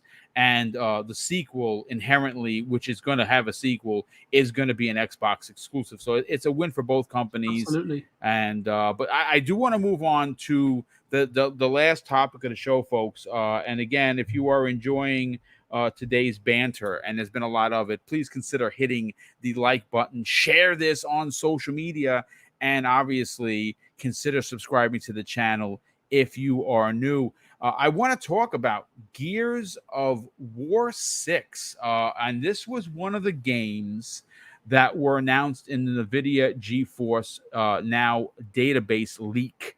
And obviously, I mean, is it a surprise that they're working on Gear 6? No, not really. But at the same time, they said Gears of War 6 was years away. Now, they are working on a smaller project that is so they can learn all of the tricks of the trade, if you will, with with Unreal Engine 5. But obviously, they're going to be working potentially already in some sort of pre-production at one point, whether it be just storyboards or just sitting around the room and kind of passing ideas of what they want Gear 6 to look like. Obviously, this is coming off of a very successful, highly acclaimed 2019 game that, in my opinion, I got this in my notes, so I'm going to say it, was snubbed at the Game Awards. This should have been involved in the conversation. How a game as graphically stout as this, as different as ever a Gears title could be with the open world aspects, could somehow not make that list. It still kind of pains me that they did not get, and I mean the coalition did not get the recognition that they so deserved for one of the best Gears in the series. Now, some people are going to challenge me on that and say, no, Boom, it was 3, it was 2, it was 1. 4 people kind of threw their hands up with. I really, really enjoyed 5. And I think that the end really, there was a monster choice to make. and it's gonna pay off dividends in Gears 6. But here's the question that I have for the panel. Do we think that the smaller project that they're working on could potentially be involved with the Gears universe? I mean, obviously, they had a DLC come out that launched into Xbox Game Pass that had were 3 Gears characters that we could use in the multiplayer, but they had their own single player aspect. The story was fantastic. Graphically, it might have been one of the best looking games, probably still is one of the best looking games on the Series X. Are we going to see a return of these 3 characters? And more importantly, what do you want to see come from this smaller Gears project? And I'll start with Skullsy first on this. Obviously, we really don't know what the smaller project is. There's a lot of speculation going on that it's probably something with Gears. Some people saying it's a new IP. Where do you fall in the smaller project conversation? Do you think that it's going to somehow be attached to Gear 6? Well, Gears is a franchise, first of all, that's not going to go anywhere. It continues to do well with each sale. It's a unique franchise. I played Gears even back on Gears 1. So for it to have the potential for there to be more smaller or separate games from the main core of the franchise, that's absolutely possible. However, I like to bring up something else that seems to be a trend right now in the entirety of the gaming community: remasters. A smaller studio could potentially remaster some of these early Gears games, as that seems to be the trend. Every studio with a already existing franchise of successful titles can easily remaster some of those titles and cash in on that trend. So it could be a remaster. It could be a new game, like you said, that's a smaller thing, or it could be an entire new IP. I mean, when we speculate over this kind of stuff, it's hard to narrow anything down. So we try to look at, or at least I try to look at trends and what the most likely scenarios would be based on those trends. So it could be a remaster or even a remake, as we're seeing complete remakes like Saints Row happening. And stuff like that. So I'm almost team remake or remaster here, just on my own speculation. Well, you know what? Again, we're in speculation town. Sunny 70, cotton candy for free in every corner, unicorns and rainbows. Let me throw a name out there to you that people have been clamoring for. And Crispy Bomb, who may or may not be in the chat. If I miss you, Crispy, we will be talking tomorrow on Breakfast with Boom. The Marcus Fenix collection. This is something that people, I'm one of them, Crispy Bomb is one of them, I'm sure Skullsy, you're one of them as well, would love to see make a return, but not a return in the sense that we're just going to get some upgrades. Remasters, remakes, I think that after seeing what they did with 1, where they added the PC footage that we did, that the console generation did not have, was phenomenal, and still looks great. But to get a remake or remaster, however you want to word it, of 2 and 3, which are probably the 2 pinnacle Xbox titles in the platform, that is, you might be onto something. Because the question that I posed to you, and I will pose this to the rest of the panel, is, wow, an Unreal Engine 5 version of 2 and 3? Yes, please. What are your thoughts? Unreal Engine, give me all of it. And Unreal Engine 5, give me a Crysis and Unreal Engine 5. Give me every game. Fable, Unreal 5. Like, first of all, just Unreal 5 on its own should just be its own category, like in just gaming in general. Like on Twitch, there should be an Unreal 5 game category. Like, Unreal 5 is just so promising for so many reasons that we could bring up the GTA remasters. Imagine if they remade Vice City in Unreal 5. Like, that would be insane. Or San Andreas. Like, you could list almost any game that has a huge following and say Unreal 5 remake, and it would probably be great. Like Dead Space Unreal 5 remake would be amazing. So a Gears 2 or 3 in Unreal 5, that would just be a whole nother level of hype for something that I already like. So it would be an even more way to capitalize on a remake or a remaster, because if you remastered a remake in Unreal 5, that, in my opinion, is one of the top tier possibilities of a remake or remaster if you're using Unreal 5, because naturally that's probably one of the best game engines, if not the best right now. I mean, we probably haven't seen, like for instance, we haven't seen Creation Engine 2 from Bethesda Game Studios, but then again, Unreal Engine's always been one of the better engines in gaming anyway. So yeah, I would love it. Unreal 5, Gears 2, Gears 3, yes, please, all of it. Yeah. And you know something, they could certainly package it. You know, it being Game Pass, obviously, they could really take this down. You know, celebrating the franchise, special edition console, package it with every game, get people that might have left on the 360 days to come back. You know, because obviously they lost a lot of 360 players to the PlayStation 4 for a lot of reasons. Connect being one of them, less powerful. Blades of gas, you know, grass, 1080p makes you a better gamer. So people did kind of move over, and that's a franchise that if they were to do anything with, and they're again working on a smaller project, it's established. Moving it over to from when I'm not a developer, so I don't know, but moving it over from to Unreal Engine 5 would not break the bank, and would also give us you know, a new version of games that we loved. I mean, maybe they could even add, you know, cutting floor room stuff that couldn't be put into the game originally, and we get it very similar to what happened with Gears of War, the first one. I like the idea. I like what you're selling for sure. Fuzzy, let's get your opinion on this. Now we have the Master Chief Collection. Yeah. Now, again, launched not so great, but really good now if you are a fan of the Master Chief, and really who isn't. Marcus Fenix, the Marcus Fenix collection has been something that this community has talked about for years.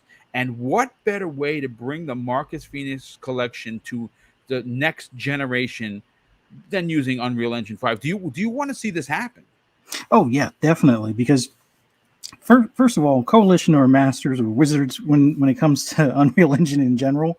So to have a great game and bring it up to today's graphical, you know, fidelity, and doing it in Unreal Engine 5, I think would be just a masterpiece at that point. I mean, looking at what they did with Hivebusters, or just in general what they did with Gears 5, that right there, I mean, yeah, there's a lot of people that just blew off Hivebusters because it was, you know, Gears of War, like people outside that. Dude, if you missed out on that, brother, sell that DLC if you got, it's free if you have Game Pass, because that was an incredible piece of Gears. Incredible. The detail in the jungle, or detail in the environment, the detail of the gear. It just, imagine taking what was in the first Gears games and putting that up to that same standard. And I think you have pretty much a runaway hit at that point. And yeah, if they want to go ahead and do the whole Steam and PC thing as well, open it up to the audience that may have missed on those games. Because like for me, I didn't come to Xbox until Gears 4. So coming from PlayStation, I never really paid attention to Gears prior to that. So it's one of those things to have a pretty much a remaster or director's cut, or however you want to call it, come out where it's an Unreal Engine 5 on a tried and true, proven, you know, storyline. That you can't go wrong with that. So I think it's something that they should definitely consider. Although I do want to point out, like when they did that whole GDC demo with Alpha Point, that environment looked interesting. Now, it doesn't necessarily fall in line exactly with what you would normally see in a Gears game. They did a lot of, like, I guess, older structures, which kind of could work. But then there was like this space diamond thing type of thing floating. So I'm curious to see what they do with that. And then the difference in the gear texturing and stuff like that for the characters.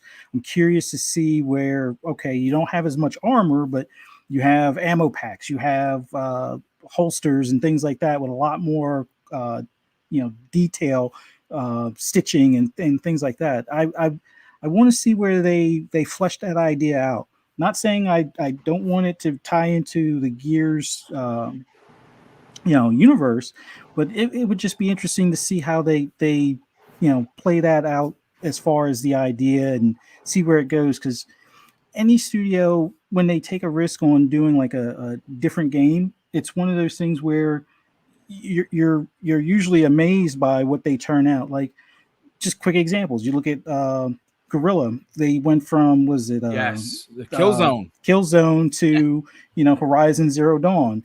I mean, look at Naughty Dog, where you have Uncharted and you have The Last of Us.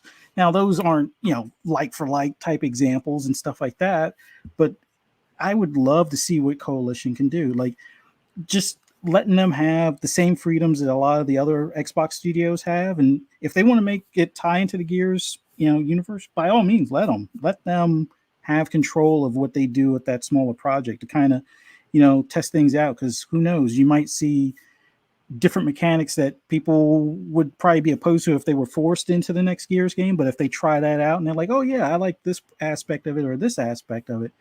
But the Marcus Fenix collection needs to happen no matter what.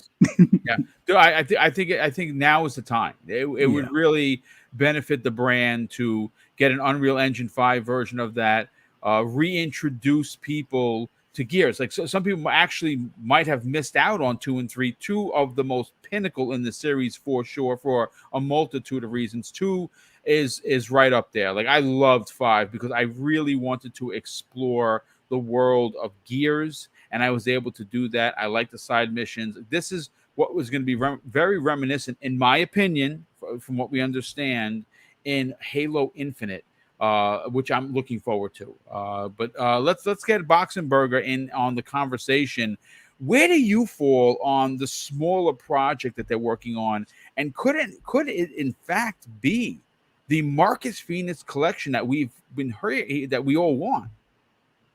I'm still having goosebumps thinking about a Marcus Fenix collection in the Unreal Engine 5. That would be awesome. That would be awesome. I'm still surprised, actually, that we don't have the Marcus Fenix collection just yet, given how successful the Master Chief collection was. Yeah, so that would be absolutely awesome to have a remake of the entire trilogy in the Unreal Engine 5. But I think that's just a wish from us. The idea behind that second project was, when I could recall correctly, to get acquainted with the new engine, with the Unreal Engine 5. They didn't want to move over the one of the biggest Xbox games out there just straight to the Unreal Engine 5. They wanted to test themselves out, to get to know the tricks behind the engine, and obviously give the development and the creative team a little bit more time to work out where they take Gears 6 and how they continue that franchise. But the idea of the second project is to get familiar with the Unreal Engine 5. So I'm thinking here more of a kind of a new IP, something smaller, maybe something more linear, narrative driven, something like that. I could see them do. That's just the way how they approach these new engines, to see what they can do, and then bring their learnings over to Gear 6. I wouldn't expect something too big. It's probably a shorter project, smaller project, something entirely new. Yeah. Again, makes perfect sense. Everybody wants something new. Real quick, Space Dovigan drops an outstanding $2 super chat and says, we need to see a Dominic arc on next gen graphics. Yeah, I would love to see an untold story of Dominic, and for sure, and that would be kind of dope. Like, I definitely smaller project, new, back in the days Gears, but with Dominic as the lead, that actually would be pretty cool. I definitely like that for sure. VJ, let's get your opinion on it, and then we will get everyone on out of here as we're closing in on the 2-hour mark. Where do you fall on Marcus Fenix collection? Do you want to see that happen with the smaller project that they're working on? I guess so, because if I say no, Stubbs Gaming will wring my neck. So, he's if you don't know Stubbs Gaming, he's on Twitter, and he's the host of Midweek Gaming Show. And I think actually just yesterday we celebrated his YouTube channel's 1-year anniversary. Oh, that's well, congratulations. He's in the chat, and that is, listen, folks, let me tell you something. Okay, that's a big deal. It's a big deal because YouTube is vast. The amount of talent, and I'm not talking about the trolls and the a-holes that use hate as a concurrent for their success. I'm talking about just general gamers. If you can be around for a year and you have people tuning into your show, it is a big deal because, again, the talent pool that is available on YouTube, again, it's vast, and congratulations on that. That's big. Yeah, and sort of my takeaway from appearing on a show for almost a year is that there's not a single episode that goes by without him mentioning or debating Marcus Fenix, the Gears franchise, or the future of the Coalition, regardless of what the topics are. So yeah, that's how I was initiated into the Gears series. And Gears 5 is a good game, and Hivebusters was a lot of fun. And sort of to the answer your question, yes and yes, but sort of I'm supposed you want me to give you a little bit more detail. I look at the Coalition, Boom, and I think it was one of our guests. Sorry, I forgot which one. And they mentioned something that sparked a thought in me, was that they've continually improved and impressed as a studio. And I think they made Gears 4, then they moved to Gears 5, and obviously with the very good Hivebusters DLC. And for me, when I look at the Coalition, I think they're a very underrated studio. I know that they're held in sort of in high esteem and so on and so forth, but in terms of a studio, I feel that they are very much on a, how can I put it, on an upwards trajectory, if that's the right way of saying it, in terms of reaching their optimum potentiality. And then you've got the Unreal Engine 5. I hope I'm on topic, Boom. So anyway, You're good. Yeah, absolutely. Yeah. I would hazard a guess. We should allow for and it should allow for the Coalition to achieve. Can't get my words out. Think about my words today. A new level or a measure of sort of immersiveness and engagement that I think that the Coalition could bring to the series, and that would be fantastic for everyone to see. And from the outside looking in, I mean, that's what I'm doing, and it's by no means a clear view, a foggy one, if that. I just feel the studio, given what we've heard or what they've said or what's been insinuated or purported or reported, or however you want to look at it, or speculated on even, is that I think they're taking a little holiday post Gears 5 and the Hivebusters DLC, and rightfully so. And I think they're looking to build, like any studio that's been on a big game, they're looking to build or rebuild, refresh and refine the studio, and that's the tech and the personnel and the team, and which is always a good idea. It can bring in new energy and a vibrancy, a studio and a franchise, and a very important franchise, and some may argue the most important franchise, but I wouldn't really want to get into the middle of that debate. I probably would come out unconscious. I say this, I say this as it can be, and we've seen it ourselves, right? It can be extremely fatiguing, right? Especially when you're working on the same franchise consistently for several years. And we all enjoy Gears, we all love Gears, and given how important a franchise it is for Xbox, I would like to see the team given time to figure out how the franchise and all aspects of the game and the universe, and how can I put it, be approved on, redesigned and evolved for a transformative next or this current or next or whatever, the Gears 6 experience, should we call it? Let's call it that. And not just for us current fans, Boom, but also for a future generation of gamers, especially given the business model that Xbox has got in bringing in far more unsuspecting gamers that will want to that will potentially gravitate towards Gears 6. So, and I understand at the same time people saying, well, what the hell are they working on, and how can they just be working on a small game? And I understand where that's coming from, Boom, because it's you can't leave a studio of 200 plus people to stand still, and so I completely understand why they're perhaps working on as you say, a smaller game. But smaller doesn't mean insignificant, right? We've seen that with so many indie games as well, and especially if it's going to come into Game Pass, and they're going to want to put the Coalition brand on it. It's got to be good, and maybe even. It may even be totally unrelated to Gears, and I think the remasters or even remakes are a really good shout if it's possible at all. But I would just point to another studio in the Xbox game studio stable, right? First party studios. We've seen Ninja Theory do just the same with was it Bleeding Edge or something like that they released, which we've come to learn, whilst being a small passion passion project or title was developed. Now that we've learned, right, from the last Hellblade 2 update, and it was developed while the main studio restructured itself over a period of nearly 2 years, prepping itself for Hellblade 2. So there's a method in the madness, and there's a specific goal that they're trying to achieve with that.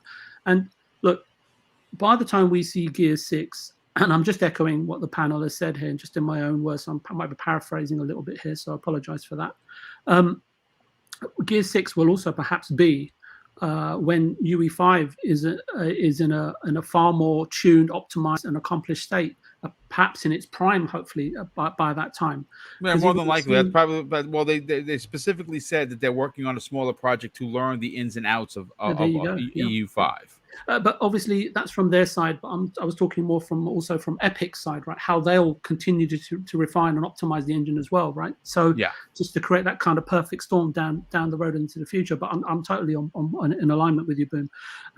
And we would all like to see, well, me anyway, from a selfish point of view, what the perfect circumstances, I guess, is what I'm getting at, Boom, is in terms of can inevitably be produced, right? I.e., UE5 in the hands of a tried and tested and rejuvenated coalition, combined with the optimum power of the Series X. So, look, I have no idea when, but of course it's inevitable. Gear 6 will see the light of day at some point in the future. Not too far. I'm thinking 3 years, maybe 2. You don't know. But listen, real quick before we get on out of here, Skullsy, there's a lot of talk in the chat. Specifically, I believe it is aimed at you. You are the insider. When it comes to this stuff, you obviously consider yourself to be a detective or sleuth of the gaming inner workings. So there's a lot of talk of a looming announcement. What can you potentially quench the thirst of everyone in the chat? We have almost 400 people here. Should we expect something from Xbox soon? Yes. As for how soon, I can't say. Like, could this be a start of 2022 announcement? I think probably before then. Okay. I think before then, yeah. So with very recently, there's been a lot of random, not really random, but a big uproar in this topic. People are saying something's coming. What I'm hearing is, I really don't want to get into the details because I can't personally confirm this yet, but I can confirm something's happening. Okay. And based on what I'm hearing, it might be big. Yeah, I don't want to be quoted in being held responsible for something that could happen soon, could not happen soon, but yeah, something's happening. I can say that, and I'd say it's probably, judging by the uproar and how I guess viral this conversation is. It first started, I guess, in the insider circles. I hate using that word, but that's kind of where it started. And now it seems to have found itself, in the public. Other people started posting about it, so I started posting about it. So I think if anything can be held as some kind of evidence something's happening soon, that would be it, for sure. Yeah, and something to back up what you're saying. I don't have a lot of connections, folks. I'm a very small podcast. I do have a few, and one of the few that has reached out to me in recent weeks has confirmed that something big. I can't specifically say what it was. A couple of weeks ago, pardon me as the fire engine goes by, because this podcast is apparently on fire. We're talking about something too secret here. Yeah. That's the Microsoft ninjas. They're coming to try to shut this podcast down. I had talked about a couple of weeks ago regarding a 2K conversation that Microsoft was, and this came from Jez Corden. Several people were like, there were talks. He specifically said he doesn't know if talks broke down or they're still talking. But 2K was a part of that conversation, and what comes with 2K? Well, quite frankly, a lot.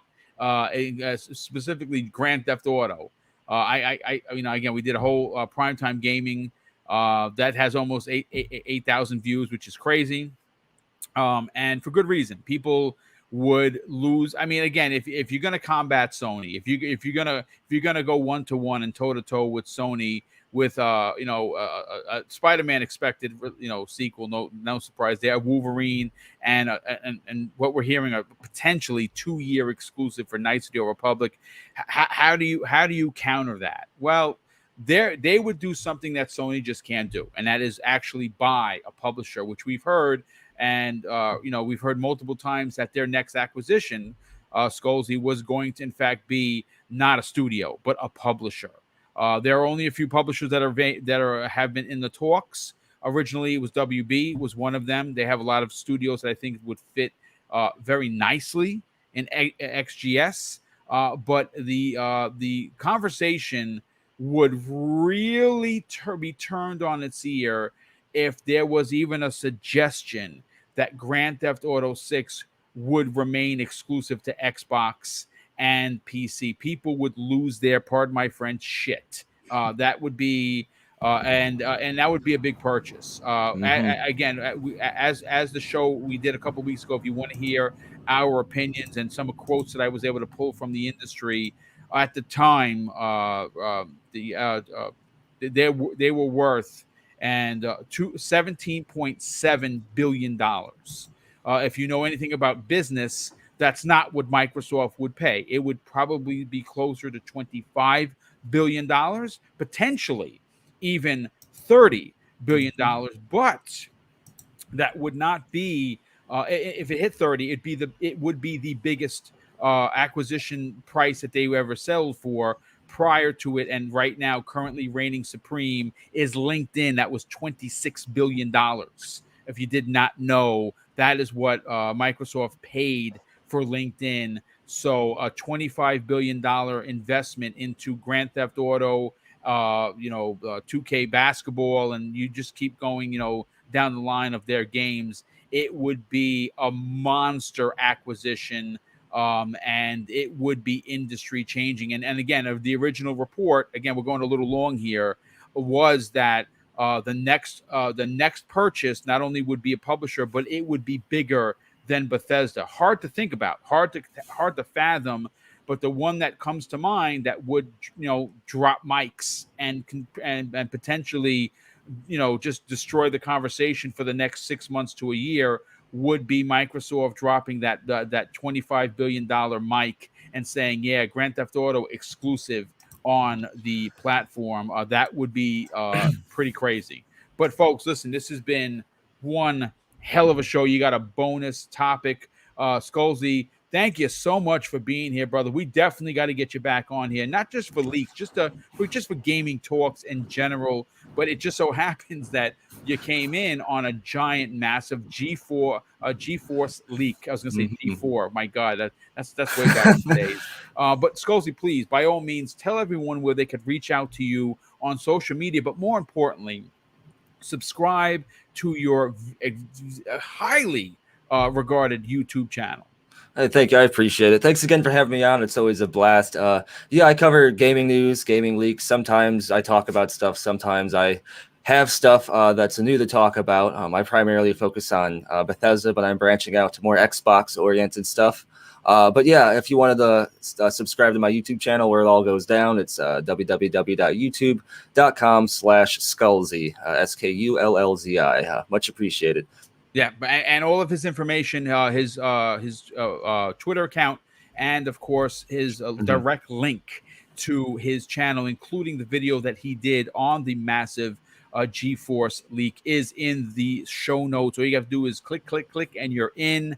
Next up, Fuzzy Belvedere. We have not had you on in a while, and you're going to be coming back more often.